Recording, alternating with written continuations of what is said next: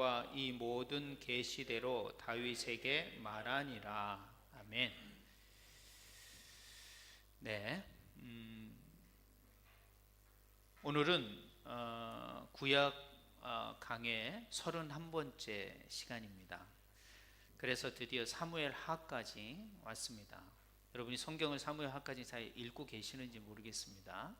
하여튼 사무엘 하를 좀 성경을 차근차근 열심히 읽어갔으면 좋겠습니다. 여러분, 뭐든지 하나님의 말씀이 잘 이해되려면요, 하나님의 말씀에 대한 읽는 것이 먼저 필요합니다. 이해가 먼저 필요한 것이죠. 그런 걸 이해해야만이 이 짧은 설교의 말씀을 듣는데 여러분이 많은 도움이 되시고 또 많은 유익을 얻을 수가 있습니다.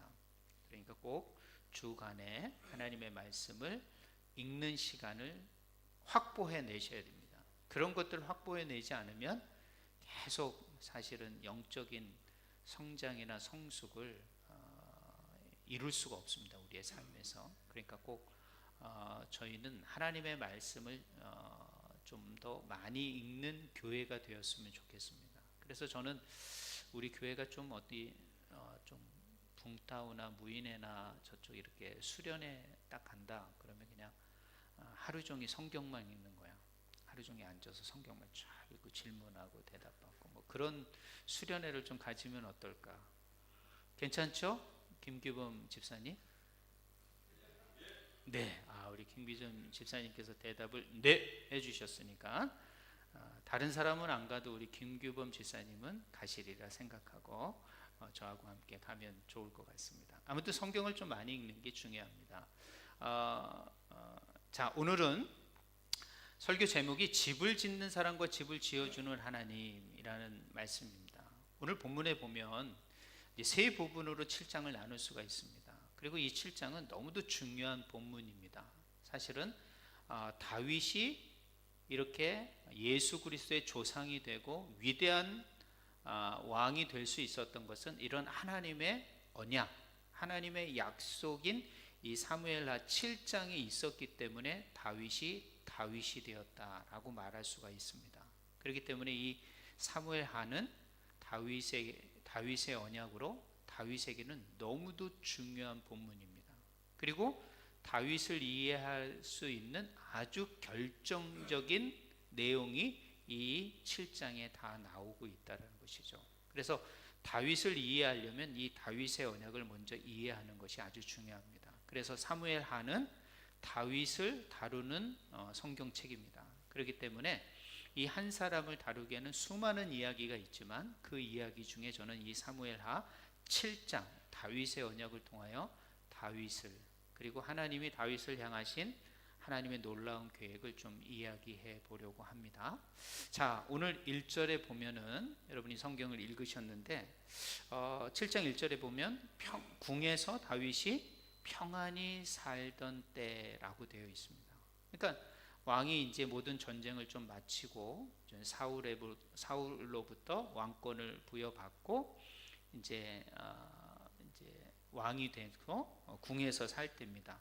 그리고 그 궁은 어떤 걸로 지었냐면 2절에 보니까 백항목으로 지었다. 아주 나무로 백항목이 이만하답니다. 우리나라 해송처럼 아주 큰 하고 20m, 30m까지 곱게 올라간답니다. 이 백항목이. 그래서 건축 기둥으로 많이 사용하던 나무이기도 합니다. 자, 이것으로 이 다윗이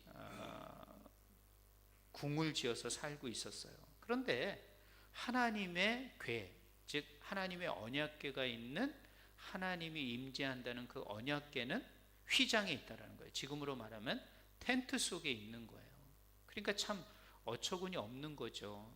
다윗이 그 마음을 보면서 얼마나 마음이 아팠을까.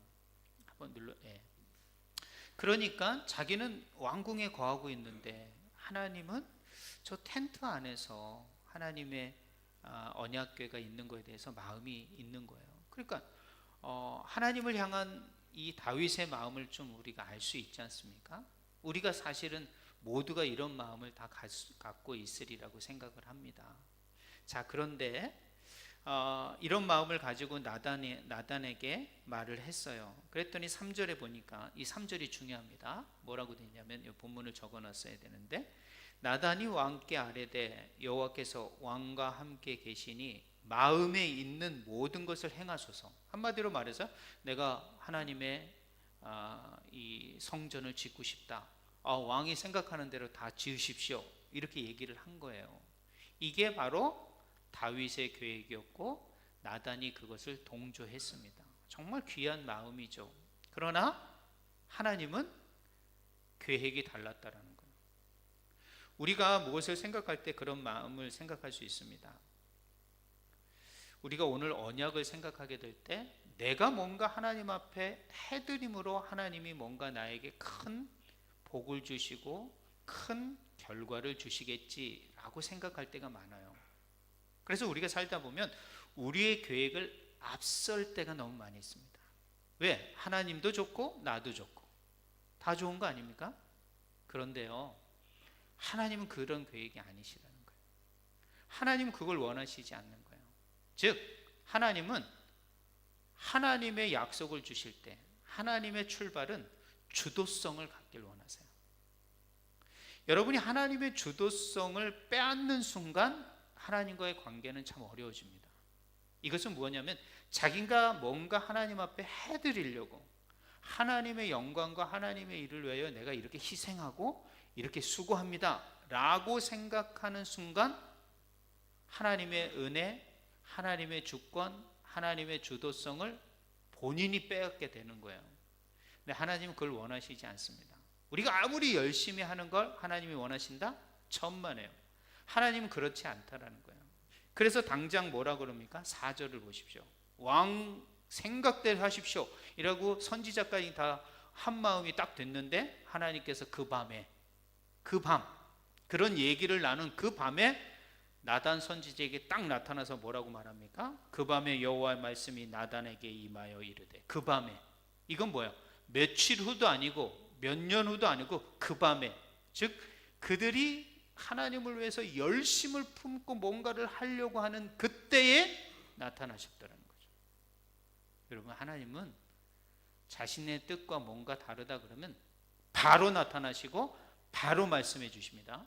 그러니까 여러분, 이게 내 뜻인가 하나님의 뜻인가 할 때 하나님의 내 뜻이 아니고 하나님의 뜻이라는 게 주변에서 막 딱 들려질 때 여러분, 여러분의 생각을 딱 내려놓으실 줄 알아야 돼요. 그러면서 뭐라고 말하시냐면 5절부터 7절까지 뭐라고 말하냐? 야, 내가 출애굽을 해가지고 이때까지 다 광야를 오면서 여기까지 왔는데 그게 몇 년이 걸렸냐면 출애굽해서 지금 다윗까지 올 때가 400년이 걸리는 겁니다. 400년.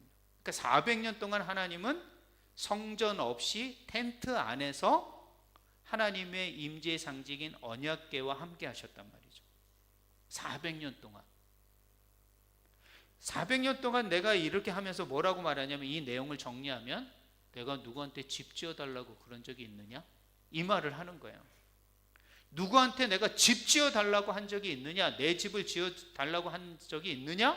라고 나단을 말하는 거예요. 즉 전날에 다윗과 얘기했던, 야, 우리 하나님의 성전을 지으면 어떻습니까? 왕의 뜻대로 하십시오. 왕은 충분히 하실 수 있습니다 하고 딱 했는데 하나님이 그날 밤에 딱 나타나서, 야, 내가 400년 동안 누구에게 내 집을 지어달라고 한 적이 있느냐? 그러면서 뭐라고 말하냐면은 내가 다윗의 집을 지어주겠다, 이렇게 말을 하는 거예요. 오늘 11절에 보면 뭐라고 말합니까? 여호와가 너를 위하여 집을 짓고. 그러니까요, 우리가 뭔가 하나님을 위해서 뭔가 하려고 한다, 하나님 그거 기뻐하실 줄 알죠? 그러지 않습니다. 우리가 뭔가 하나님을 위해서 하려고 할 때 우리는 하나님의 위에 갈 수가 있습니다. 하나님보다 앞설 수가 있기 때문에 하나님은 절대 그 주도성을 하나님의 백성들에게 주지 않습니다. 이걸 명심하셔야 돼요. 이게 언약의 큰 특징입니다. 언약은 뭐냐면 하나님의 주도성을 가지고 있는 거다. 그래서 하나님이 먼저 말씀하신다는 거예요. 하나님이 선제적으로 행동하십니다. 이것이 하나님의 언약의 특징입니다. 그런데 여러분이 그 언약보다 하나님의 말씀보다 앞서고 할 때 하나님은 절대 용납하지 않으십니다. 그래서 하나님은 이 다윗이 아무리 좋은 생각을 하고 기뻐하는 생각일지라도 하나님은 그것을 멈추게 하고 다윗이 그것을 행하지 못하도록 합니다. 그리고 자신이 그것을 시작하는 주권자임을 말하는 거예요. 즉 하나님을 주권자로 인정한다는 것은 뭐예요? 내가 앞서지 않는 거예요. 아무리 하나님이 기뻐하는 일인다고 할지라도 그 일을 앞서는 게 아닙니다. 하나님의 주도성을 인정하는 것이 언약의 아주 중요한 특징입니다. 자, 오늘 여기 이제 제가 사무엘하 7장 6절, 7절, 10절, 11절, 15절을 적어놨는데요. 여기에는 어떤 단어가 나오냐면 여기에 써 있죠. 내가, 즉 하나님 자신이 한다라는 말이에요. 내가 이 일을 하겠고, 내가 이 일을 행하겠고, 내가 다윗을 선택했고, 내가 다윗의 집을 짓고, 내가 다윗의 후손과 함께 영원한 왕국을 이루겠다. 내가 이라는 하나님의 주도성, 다윗이 하는 것이 아니라, 인간이 하는 것이 아니라 내가 이 모든 세상의 역사와 주권과 구원을 이루어 가시는 하나님이다 라는 말씀을 하고 계시다는 거예요. 그렇기 때문에 우리는 언약을 생각할 때 첫 번째 어떻게 해야 돼요? 이 언약의 주도성은 누가 가지고 계시다? 하나님이 가지고 계시다. 이걸 잊지 마셔야 돼요. 내가 이 언약을 믿고 언약대로 행동하는 나를 먼저 생각하면 안 돼요. 내가 뭘 해야지. 아니에요. 하나님이 하셨구나. 하나님이 먼저 움직이셨구나. 하나님이 먼저 나를 선택하셨구나. 하나님이 나를 먼저 여기까지 인도하셨구나 라는 그런 생각을 먼저 가지셔야 돼요. 이것이 바로 언약을 생각하는 첫 번째, 하나님의 백성의 생각할 첫 번째 생각이라는 거죠. 두 번째는요, 성경에 여러 언약이 나옵니다. 오늘 다윗의 언약만 나오지 않습니다. 그런데 이 언약의 두 번째 특징은 어떤 거냐면 은혜라는 거예요. 은혜라는 게 뭡니까? 받을 자격이 없는 사람에게 주시는 하나님의 호의예요. 자비란 말이에요. 받을 자격이 없어. 이것은 그 사람에게 해당되는 게 아니야. 그럼에도 불구하고 하나님이 주시는 호의, 자비, 이게 은혜라는 거죠. 노아 언약이 있습니다. 성경에 첫 번째 언약을 말한다면 노아 언약이 있습니다. 자, 노아 언약에서 노아가 구원받을 만한 사람이었나요? 그러지 못했습니다. 그런데 하나님께서 먼저 그를 구원하셨고, 또 그가 하나님 앞에 제사를 지내기도 전에 하나님께서는 무지개로 뭐라고 말해요? 다시는 내가 물로 인류를 멸망시키지 않겠다, 심판하지 않겠다라는 하나님의 언약이 그에게 주어졌다는 거예요. 즉 그 노아가 먼저 한 게 아니라 하나님의 주도성, 하나님의 은혜가 먼저였다는 거죠. 이게 언약의 큰 특징입니다. 자, 아브라함 언약이 있습니다. 오늘 우리 남성교회가 예배 전에 아브라함에 대해서 말했죠. 아브라함에게 언약했습니다. 너 갈대아 아비 집을 떠나라, 친척 집을 떠나라, 너 고향을 떠나라. 내가 너와 함께 다른 곳으로 인도해 가고 그 땅을 너에게 주리라. 이건 아브라함에게 주신 언약이에요. 자, 이것은 아브라함이 결정하고 아브라함이 선택하고 아브라함이 계획한 것이 아니라 하나님이 먼저 그를 위하여 계획하고 준비하신 대로 하나님이 아브라함을 불러내신 거죠. 이게 아브라함의 언약의 큰 특징입니다. 그러니까 이 언약의 두 번째 특징은 뭐냐? 하나님의 주도성이면서도 하나님의 은혜라는 거죠. 자, 또 세 번째 언약이 성경에 나옵니다. 그게 바로 시내산 언약이라는 거예요. 시내산 언약은 뭐냐면 이스라엘 백성을 애굽에서 구원시킨 다음에 시내산에 도착하여 율법을 주시고 언약하셨어요. 자, 언약을 준 다음에, 율법을 준 다음에 그들을 구원한 게 아니라 너네 율법대로 해야지 내가 너네 구원해, 이런 게 아니라 구원을 시킨 다음에 그들에게 율법을 주셨다는 거예요. 그러므로 구원받은 백성은 하나님의 말씀 율법대로 십계명대로 사는 것이 구원받은 백성의 삶의 모습이야 라고 가르쳐 준 것이죠. 그렇기 때문에 구원받지 않는 사람은요, 이 십계명대로 살지 않습니다. 그러나 구원받았다라고 생각하는 사람은 반드시 십계명대로 살 수밖에 없습니다. 그런 삶을 살 수밖에 없는 사람이 구원받은 사람들입니다. 한마디로 말해서 언약은 철저히 하나님의 은혜로 주어진 것이다 라는 거예요. 그럼 다윗 언약도 한번 생각해 보십시오. 다윗 언약이 어떤 언약입니까? 바로 하나님의 은혜의 언약이죠. 다윗이 집을 지려고 했지만, 하나님의 성전을 지려고 했지만, 하나님은 오히려 너가 성전을 짓지 않아도 돼, 오히려 내가 너네 집을 축복하고 너의 후손을 축복하고 너의 집안을 통하여 놀라운 하나님의 내 일을 할 거야 라고 하나님이 은혜를 베푸시고 하나님이 먼저 그 일을 하셨다라는 것이죠. 그렇기 때문에 사실 이 언약이 주어짐으로 말미암아 다윗은 오늘 본문 읽진 않았지만 18절부터 29절까지는 어떻게 하면 다윗의 기도가 나옵니다. 하나님께서 이 언약한 것을 들으시고 나단을 통하여 듣고 다윗은 너무도 감동하여 하나님이 어떠한 하나님인 것을 너무도 감격하여 하나님 앞에 기도합니다. 그 기도의 내용이 오늘 18절부터 29절까지 7장에 나옵니다. 그런데 이 기도의 내용을 한마디로 말한다면 바로 어떻게 말할 수 있냐면 25절에 나옵니다. 그 25절에 뭐라고 나오냐면 이렇게 되어 있습니다. 한마디로 말해서 하나님의 말씀대로 행하시옵소서. 하나님의 말씀대로 행하시옵소서 라는 본문이 나옵니다. 그러니까 다윗의 기도의 결론은 뭐냐면 주의 계획대로, 주의 언약대로 행하시옵소서. 여러분, 그렇기 때문에 하나님이 언약을 주시면 여러분 그 언약대로 여러분이 믿고 순종해 가시는 게 필요해요. 다윗은 이 언약을 굳게 믿었던 것입니다. 다윗의 승리가 언제부터 나오냐면 바로 8장부터 나옵니다.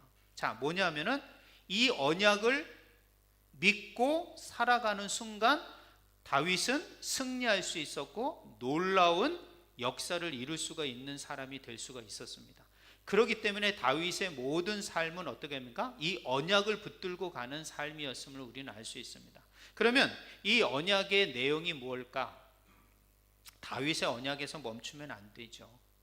근데 다윗이 이제 여기 다윗 뒤에 내용을 보면 이런 내용들이 나옵니다. 바로 뒤쪽에 나오는데 밧세바하고 간음하는 사건이 나옵니다. 그리고 밧세바의 남편을 전쟁터에서 보내서 죽이는 그런 내용까지 나옵니다.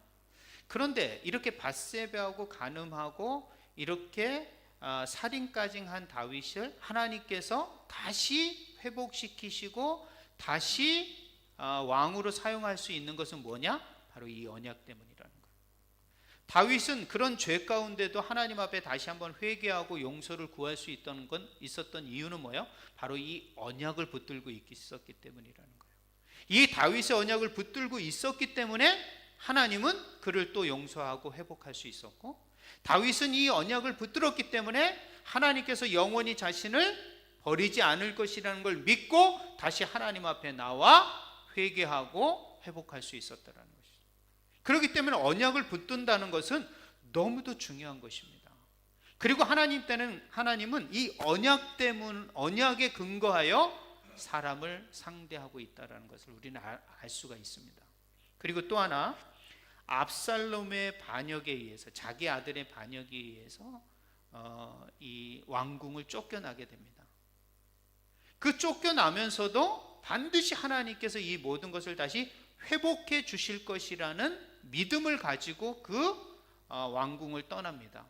어떻게 이런 마음을 가질 수 있을까요? 자기 아들에게 원수를 갖고 자기 아들을 대항하여 싸워야 되는데 그러지 않고 그냥 스스로 물러가면서 반드시 하나님께서 이걸 회복하시라는 믿음을 가지고 가는 겁니다. 다윗은 도대체 그런 믿음이 어디서 나왔냐? 저는 이게 다윗의 언약의 믿음이라고 말해요.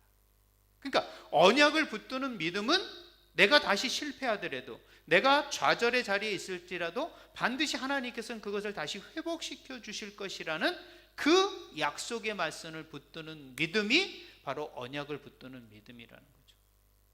그렇기 때문에 다윗이 이런 어려운 가운데서도 승리할 수 있고 회복할 수 있었던 것은 오늘 이 사무엘하 7장의 다윗의 약속, 언약인 하나님의 이 언약의 말씀을 붙들고 살아갔기 때문에 그런 놀라운 회복이 그의 삶 가운데 있었다라고 볼 수 있었습니다. 그리고 마지막 솔로몬에게 예언하면서 다윗이 말한 게 있습니다. 너는 하나님의 말씀대로 떠나지 말고 그 말씀을 붙들어라. 이 말은 뭐냐면 그 언약의 말씀을 붙들고 살아가야 된다. 그 언약의 말씀을 붙들지 않으면 안 된다라고 말을 했다라는 거예요. 솔로몬은 타락하고 그 나라는, 그 유대 나라는, 다윗의 왕국은 멸망했습니다. 그러나 하나님은 그 나라는 멸망했지만 다윗의 후손의 왕들은 멸망하지 않고 사라지지 않도록 붙들어 주셨고, 그 후손을 통하여 하나님은 예수 그리스도가 다시 오게 하셨다라는 거죠. 그러니까 하나님의 약속은 죄를 지면 심판하고 책망하시지만 결코 그 약속은 소멸되지 않는다라는 것을 우리는 구약을 통해서 알 수가 있는 것이죠. 자, 이렇게 다윗이 인생의 굴곡 가운데서도 다시 회복할 수 있었던 것은, 제가 성경을 보면서 느끼는 것은, 생각하는 것은, 다윗이 그 가운데서도 승리했었던 것은 이 다윗의 언약을 붙들고 살아갔기 때문에 하나님은 결코 이 언약을 붙든 사람을 버리지 않는다라는 것을 안 다윗은 결코 실패의 자리에서도 하나님을 멀리하지 않고 그 언약을 붙들고 다시 하나님 앞에 나아감으로 말미암아 회복되고 있음을 우리는 볼 수가 있다는 거죠. 자, 그러면 다윗 언약으로 다시 한번 오겠습니다. 사실 설교는요, 반드시 예수 그리스도를 향해야 됩니다. 왜냐하면 지금 우리는 예수 그리스도를 믿고 있기 때문에. 그러면 오늘 이 다윗의 언약에 성취자가 누군가를 우리는 생각해 봐야 합니다. 궁극적으로 성취자가 누군가, 이 다윗의 언약을 성취한 자는 누군가, 성경의 큰 흐름이고 아주 중요한 주제입니다. 이거는. 자, 한마디로 말해서 사무엘하 7장 12절부터 17절에 이렇게 말합니다. 내 후손을 통하여 영원한 나라를 세우겠다. 자, 내 후손을 통하여 나라를 세우겠다라면 이해가 돼요. 근데 무슨 나라를 세우겠다라는 거예요? 영원한 나라를 세우겠다라는 거예요. 아니, 영원한 나라는 멸망하지 않는 나라여야 되지 않습니까? 그런데 다윗의 후손의 나라, 유대 나라는 멸망했어요. 바벨론에서 철저하게 멸망당했습니다. 그런데 어떻게 영원한 나라를 하나님께서는 다윗의 후손을 통해서 세우겠다라는 것입니다. 저거는 뭐냐는 것을 알 수 있습니까? 즉, 이것은 세상의 세속적인 나라가 아니라 영적인 영원한 나라임을 우리는 깨닫게 되는 거예요. 아, 그렇구나. 그러면 그 영원한 나라는 무엇일까? 바로 하나님의 나라, 바로 천국을 말하는 것이죠. 그러면 그 영원한 나라를 이룰 내 후손, 다윗의 후손, 그래서 예수님이 누구의 후손으로 오셔야 돼요? 다윗의 후손으로 오셔야 되는 거예요. 왜? 예수 그리스도가 그 영원한 나라를 이루실 분이기 때문에. 그러니까 예수 그리스도는 다윗의 후손으로 오지 않으면 안 되는 거예요. 그렇기 때문에 다윗의 후손은 끊기면 안 됩니다. 멈추면 안 됩니다. 중단되면 안 됩니다. 그것이 세상 속에서 사라지면 안 됩니다. 왜? 하나님이 언약을 이루셔야 되기 때문에. 그렇기 때문에 하나님은 그 다윗의 후손을 보존하셔서 때가 참에 예수 그리스도를 오게 하신 거예요. 그리고 성경은, 신약 성경은 뭐라 합니까? 그 다윗의 후손으로 오신 예수 그리스도, 그가 바로 영원한 나라를 세울 다윗의 후손이다. 즉 바로 사무엘하 7장 12절부터 17절에 내 후손을 통하여 영원한 나라를 세우겠다라는 것이 바로 예수 그리스도를 향하는 예언이었다라는 걸 우리는 해석해낼 수 있게 되는 겁니다. 그러면서 누가복음 1장과 32절과 33절은 뭐라고 말하면, 주 하나님께서 그 조상 다윗의 왕위를 그에게 주시리니, 여기서 그는 누굽니까? 바로 예수 그리스도에게 주시리니 그 나라가 무궁하리라, 그 나라가 영원하리라 라고 누가복음은 말하고 있다는 거예요. 그러므로 이 다윗의 이 언약의 이 후손과 영원한 나라는 바로 예수 그리스도시며, 그가 영원한 나라로 바라보는 것은 바로 하나님의 나라였다는 거죠. 그러므로 예수 그리스도가 오셔서 무엇을 전하셨습니까? 회개하라, 천국이 가까웠느니라.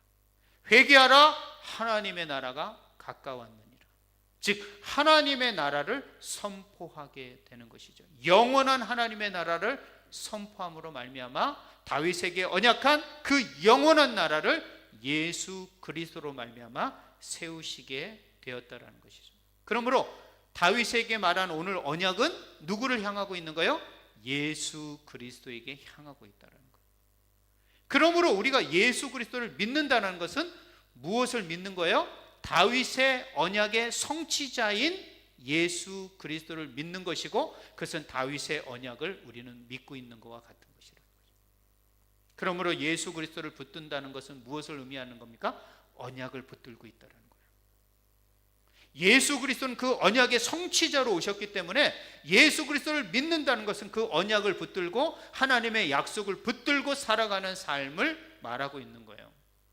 그렇기 때문에 저와 여러분이 예수를 믿는다, 그것은 교회 다니고 신앙생활하고 그런 게 아니에요. 그것보다 더 중요한 거, 하나님의 약속을 붙드는 사람, 그 약속을 붙들고 살아가는 사람을 말하는 거예요. 여기에 그렇게 적어놨지 않습니까? 예수를 믿는다는 것은 그분을 신뢰하고 의지하는 걸 말하는 거예요. 다윗처럼 일평생 동안 실패하고 넘어지고 쓰러질지라도 하나님을 의지하고 신뢰하는 그 믿음, 그것이 우리는 예수를 믿는 믿음이어야 되는 거예요. 예수 그리스도에 변하지 않는 그 신실성과 그분의 말씀을 신뢰하며 의지해 가는 것, 그분의 약속을 의지해 가는 것, 그분의 말씀을 의지해 가는 것, 이것이 예수를 믿는 겁니다. 예수를 믿는다는 것은 그분의 약속을 믿는 거예요. 그리고 그의 언약을 인정하는 것을 말하는 거예요. 그렇기 때문에 그 약속이 무엇인지 인지해야 돼요.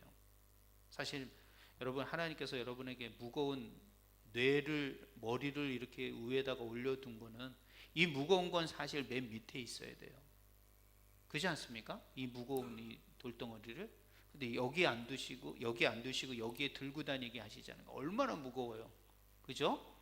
자, 이 무거운 걸 여기다가 들게 하신 이유는 뭐다? 생각하라고 하는 거예요. 생각하라. 그러니까 여러분에게 인지 능력을 주시고 생각할 수 있는 것을 주신 것은 그냥 쓰잘데없는 거 생각하라고 그러는 게 아니라 하나님의 말씀을 기억하고 생각하라는 거예요. 보통 이거를 메모리라 그럽니다. 우리 뇌를 기억장치라 그러잖아요. 컴퓨터의 메모리가 기억장치 아닙니까? 기억이라 그러는 거예요. 즉, 뭘 기억해야겠대요? 세상 거 기억해 두는 게 아닙니다. 하나님의 말씀을 기억해 두라고 하는 거예요. 여기다 기억해 뿐만 아니라 사실 우리의 마음판에 기억해 두는 게 더 중요하죠.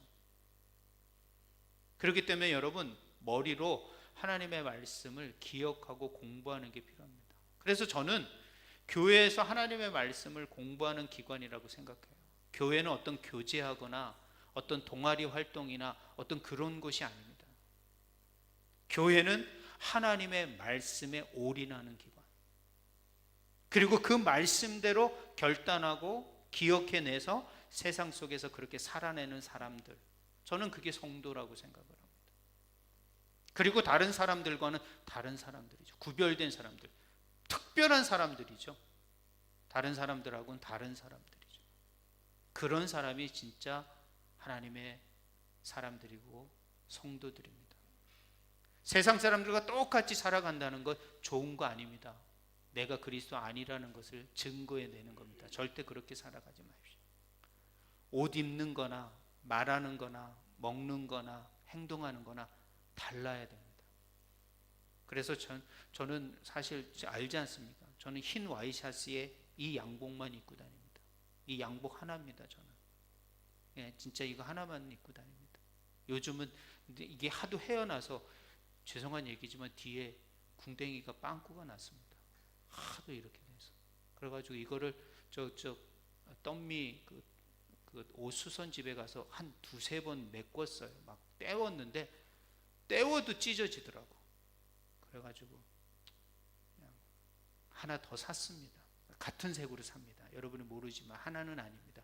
2개 입고 바꿔서 세탁소에 가고 또 하고 그렇게 합니다. 왜냐하면 달라야 되니까. 저도 좀 뭔가 멋있는 옷 입고, 제가 패션 감각이 뛰어난 사람이었습니다. 안 믿으시는데요. 제가 옛날 얘기하면 제가 중학교 때 손창민하고 같이 고교 얄개를 출연했던 사람입니다. 손창민 아세요? 이렇게 쫙 이렇게 모르지. 근데 우리 저보다 나이 비슷하신 연배들은 다 알 겁니다. 그 사람들하고 그렇게 하고 제가 패션 잡지에도 나오고 패션 잡지에서 상도 탔습니다. 옷 잘 입는 청년이었다고. 우리 아내한테도 별 얘기를 안 해요. 왜냐하면 내가 낭비가 심한 사람처럼 보일까 봐 제가 얘기를 안 했는데, 그러는데 진짜 목회자의 딱 길을 가니까 그게 쉽지 않더라고요. 아, 달라야 되는구나, 그런 생각을 하게 됐습니다. 그래서 나는 이제 다르게 살아야 되는 사람이구나, 그런 생각을 하고 다르게 삽니다. 여러분, 물론 우리가 멋있게 입고 다니는 것도 중요하지만 정말 그리스도인답게 정돈되게 살아가는 건 너무도 중요한 일입니다. 특별히 우리 주한교회 성도들은 다른 교회 성도들하고 좀 달랐으면 좋겠습니다. 뭔가 좀 달라.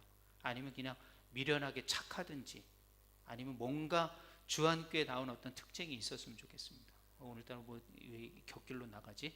자, 아무튼 자, 그렇습니다. 그 언약을 기억하는 거 너무 중요합니다. 언약을 기억해야 돼요. 그래서 오늘 언약의 특징에 대해서 얘기를 합니다. 그러면 그 언약을 붙들고 살아가는 사람은 반드시 승리하게 되어 있습니다. 이게 하나님의 약속의 말씀이니까요. 그래서 예수 믿는 건 뭐다? 언약을 붙드는 삶이다. 내가 예수를 믿는 것은 그 다윗의 언약의 성취자로 오신 예수 그리스도이기 때문에 그 언약의 근거, 언약을 붙드는 삶이라는 것을 여러분이 기억합니다. 그러면 언약을 붙드는 걸 아셔야 돼요. 이렇게 자유롭게 예배 드리는 거 이거 아무것도 아닌 것 같죠. 20년 전만 해도 이렇게 예배 드리기 쉽지 않았습니다. 저쪽 사이공 연합교회만 가서 예배 드렸어야 돼요. 어디서도 이렇게 자유롭게 예배 드릴 수가 없었고 허가증도 없었고. 근데 지금은 얼마나 자유롭게 이렇게 예배를 드립니까? 두 번째로, 언어와 문화와 장벽 속에서도 여러분 여기서 살아가고 있잖아요. 그런데 솔직히 말해서 베트남 주변 사람들이 도와주지 않으면 여러분 살아갈 수 없습니다. 그래서 우린 베트남 사람한테 잘해야 됩니다. 무시하고 그 사람들하고 막 그렇게 적을 두면 절대 안 됩니다. 베트남 사람들하고 잘하고, 베트남 사람들이 있었기 때문에 우리가 그때마다 하나님께서 베트남 사람을 통하여 여러분이 여기까지 온 겁니다. 그거 하나님의 은혜라는 걸 아셔야 돼요. 그리고 우리가 경제적 불안정 속에서도 순간순간 채워지지 않습니까? 채워지는 거 여러분이 잘나서 채워진 것 같죠? 절대 그렇지 않습니다. 하나님께서 그때마다 공급해 주시는 거란 거예요. 그 은혜를 경험하고 찾아낼 줄 알아야 돼요. 자녀들요, 여러분 안전하게 오늘도 어디서든 예배드리고 방황하지 않고 학교 다니고 신앙생활 하는 거 우연인 것 같죠? 절대 그렇지 않습니다. 하나님께서 다 붙들어 주시고 하나님께서 인도해 주시는 것입니다. 그게 가능하지 않으면 절대 이룰 수 없습니다. 그리고 우리 사랑하는 공동체에 있는 거, 여러분의 일상 속에서 이 오토바이 물결 속에서도 사고 없이 이동하는 거 우연인 것 같습니까? 절대 그렇지 않습니다. 하나님의 은혜입니다. 이 은혜를 생각할 수 있어야만이 여러분 정말 언약을 믿고 살아가는 사람이라는 걸 아셔야 돼요. 그렇기 때문에 은혜로 주어지는 이 언약을 믿고 여러분이 가야 돼요. 그러므로 두 번째로는 예수 그리스도를 붙드는 게 필요합니다. 이 언약의 성취자로 오신 예수 그리스도, 이 예수 그리스도를 붙든다는 것은 영원한 소망을, 하나님의 나라를 향해 가는 것과 같습니다. 그러면 하나님의 나라를 향해 갈 때 어떻게 되냐면 우리가 삶의 여정이 참 힘들죠. 여러분 살다 보면 죄를 질 때도 있고 넘어지고 쓰러질 때가 있습니다. 그럴 때마다 여러분이 인정해야 됩니다. 나는 연약한 사람이야, 나는 넘어질 수밖에 없는 사람이야 라는 걸 인정할 수 있어야 돼요. 그 어려운 가운데서도 나는 넘어질 수밖에 없는 사람이라는 걸 인정해야 돼요. 그런데 그 넘어진 상태로 그때 있으면 안 돼요. 다윗처럼 그 모든 언약의 사람들처럼 어떻게 해요? 다시 십자가로 돌아와야 돼요. 다시 예수 그리스도 앞으로 돌아오셔야 되는 거예요. 다시 하나님 저를 도와주십시오, 저를 참 회복시켜 주십시오, 저를 일으켜 세워 주십시오 라고 십자가 앞으로 오셔야만이 하나님께서 일으켜 주시고 회복해 주신다는 거예요. 이것이 바로 언약을 붙드는 사람의 특징입니다. 언약을 붙들지 못한 사람은요 그냥 거기서 쓰러지고 넘어집니다. 언약을 붙드는 사람은 다시 돌아와 하나님 저 좀 일으켜 세워 주십시오. 여러분 병든 사람이, 쓰러진 사람이 넘어진 사람이 스스로 일어날 수 있습니까? 어렵습니다. 하나님 앞에 오셔야만이 이렇게 세울 수 있습니다. 여러분, 탕자의 비유를 아시지 않습니까? 아버지가 그 둘째 아들 찾아갈 수 있었습니다. 찾아가지 않습니다. 잘 보셔야 돼요. 찾아가지 않습니다. 어떻게 하세요? 기다리는 거예요. 어떻게 할 때까지? 돌아올 때까지. 중요한 의미입니다. 그렇기 때문에 주님 앞에 여러분이 다시 언약을 기억하고 언약을 붙들고 다시 십자가 앞으로, 그 언약의 성취자인 예수 그리스도 앞으로 다시 나오셔야 됩니다. 그럴 때만이 주님께서 다시 일으켜 주시고 회복시켜 주십니다. 그 주님의 주도성을 인정하고 다시 한번 하나님 나라를 향해서 달려가는 것, 이것이 바로 예수 믿는 사람이고 신앙생활하는 사람의 모습입니다. 말씀을 맺도록 하겠습니다. 다윗처럼 주님, 내가 주님의 집을 짓겠습니다. 아닙니다. 내가 주님을 위해서 이 멋진 일을 한번 시작해 보려고 합니다. 아닙니다. 그렇게 시작하시면 안 되는 거예요. 그런 시작이 아니라 주님 은혜로 주어진 언약의 집 안에서 제가 제 인생을 순종하며 살아가겠습니다. 이것이 돼야 되는 것입니다. 다윗이 하나님의 집을 지려고 했지만 하나님은 어떻게 해요? 내가 너의 집을 짓겠다 했을 때 다윗은 그것을 내려놓고 어떻게 합니까? 그 언약을 붙들고 일생을 살아갔던 사람입니다. 그것처럼 내가 하나님의 집을 지려고 내 주도성을 가지고 하는 것이 아니라 하나님의 주도성을 인정하고 하나님의 은혜를 구하고 하나님의 도우심을 구하여 다시 하나님 앞에 하나님이 지어준 집, 하나님이 주신 은혜, 하나님이 주시는 평강, 하나님이 주시는 그 계획과 그 놀라운 뜻 앞에 순종해 가는 것, 주님이 지어진 집 안으로 들어가는 것, 이것이 바로 언약 안에 거하는 삶입니다. 언약을 붙드는 삶, 예수를 붙드는 사람은 예수가 이루어 놓으신 그 놀라운 복음의 은혜를 붙들고 살아가는 사람이지, 그 예수가 이루지 못한 그 복음의 뜻을 내가 한번 이루어 보겠다 하고 살아가는 사람이 아닙니다. 주님이 이루어놓은 뜻 앞에 순종하며, 하나님, 내가 그 뜻 앞에 순종하며 하나님의 나라를 소망하며 살아가겠습니다.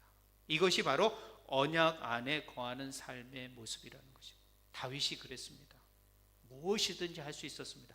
솔로몬이 성전을 짓지 않습니까? 놀라운 치세를 누리지 않습니까? 그 놀라운 건 다 다윗이 준비해 놓은 겁니다. 솔로몬이 한 게 아닙니다. 그것은 다윗이 다 해놓은 겁니다. 다윗은 다 할 수 있는 능력과 권세와 물질이 있었습니다. 그러나 하나님이 너 하지 마라, 내가 하겠다. 그 앞에 모든 걸 다 내려놓고 이 언약 앞에 순종하여 하나님 앞에 살아갔던 사람. 그래서 하나님은 다윗을 높여 그의 후손을 통하여 영원한 나라를 이루시고 계시다라는 거예요. 그러므로 여러분, 언약 안에 거하는 삶은 이런 삶이라는 거예요. 내 뜻을, 내가 집을 지으려고 하는 것이 아니라 주님이 은혜로 지어주신 그 집 안에서 평강을 누리고 하나님을 높이며 살아가는 것. 그러므로 여러분에게 도전합니다. 하나님이 먼저 주신 은혜의 언약을 붙드셔야 합니다. 그리고 예수 그리스도를 믿고 의지하셔야 합니다. 그리고 언약 백성답게 그 은혜 안에서 하나님 나라를 향하여, 천국을 향하여 순종하며 살아가는 것, 이것이 바로 오늘 우리에게 주어진 언약 안에 있는 백성의 삶인 것입니다. 우리 사랑하는 주 안의 성도들이 이런 언약적 백성이 되어졌으면 좋겠습니다. 성경은 언약의 책이라고 말합니다. 그리고 하나님은 그 언약에 근거하여 우리를 통치하시고 우리를 인도하십니다. 그러므로 우리의 삶 또한 이 언약을 붙들고 살아가는 삶, 예수를 붙들고 살아가는 삶, 예수가 마지막을 향하여 외쳤던 하나님 나라를 소망하며 살아가는 삶, 이것이 바로 우리 예수 믿는 사람들의 삶이 되셔야 합니다. 이 땅에 썩어지고 없어질 것에 너무 매여 있지 마십시오. 그거 잠시뿐입니다.